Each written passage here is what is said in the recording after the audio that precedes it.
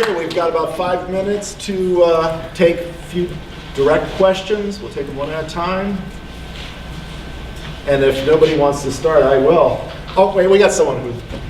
Well, just a thank you. Thank you. Dilemma that I've experienced. I'm an Africanist scholar. And I'm aware of different situations where people have gone in and supported, tried to support certain groups, et cetera, like you say. But there was a case where there was already a midwives group or a group of women that were doing health care for families. And I know I've traveled and I'm already assumed to be part of the CIA. Just because you're traveling to these countries and people suspect you. So, and in Jordan, that was the case for me when I was studying Arabic. So I was wondering if you could speak to that. All these methodologies are great, but how do we, I mean, there are some factors where there's been violent extremism from our state and, too. So what do we do with that dilemma that we are perceived as being part of the problem? So what kind of methodologies can we support that don't impact negatively on the people who are actually living there? By siding with a particular group, you could get that group in trouble. Those midwives, those healthcare workers were killed because they were perceived as being part of, what I'm saying? I think you understand what I mean. Yeah. Thank you. No, thank you. That's a really,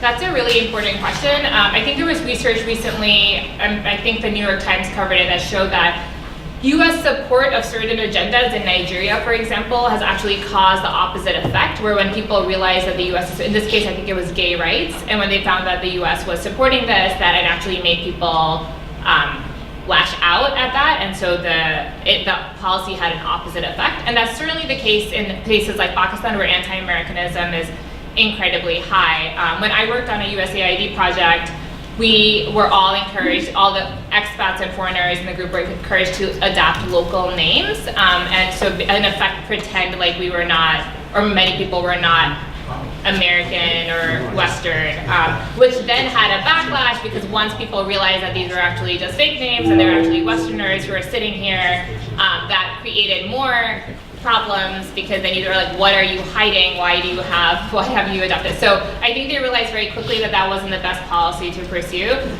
In general, though, I think this is partly a question about branding, and I think USAID would be better equipped to handle. But I know in Pakistan there was questions of whether it would be helpful for USAID's name to be accompanying a project or not, because on the one hand you want people to know that the money is coming, and now you have drinking water, and that's thanks to the US, but you also don't want the drinking water supply system to be targeted by a militant group because it's from the US. And so I don't know, I know there are lots of questions on this. I don't know if there are any good answers. I think the key is to work with local partners and to make sure you get to know the context before coming in with a lot of money and engaging in projects that might have unintended consequences.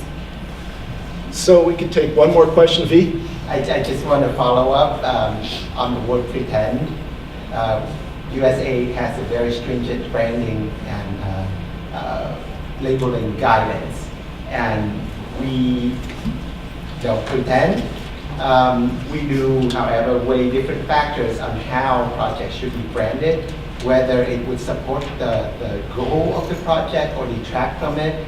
And one of our key goals is always to work in coordination with local partners. So I just want to make that clear. Yeah, no, I think that was more the perception of people rather than the goal of the organization, but that's a good clarification. Yeah. Okay, thank you very much. And V, I'm also going to say that you'll come and join us after the presentations. David just told me, so be able to key in a few of those points.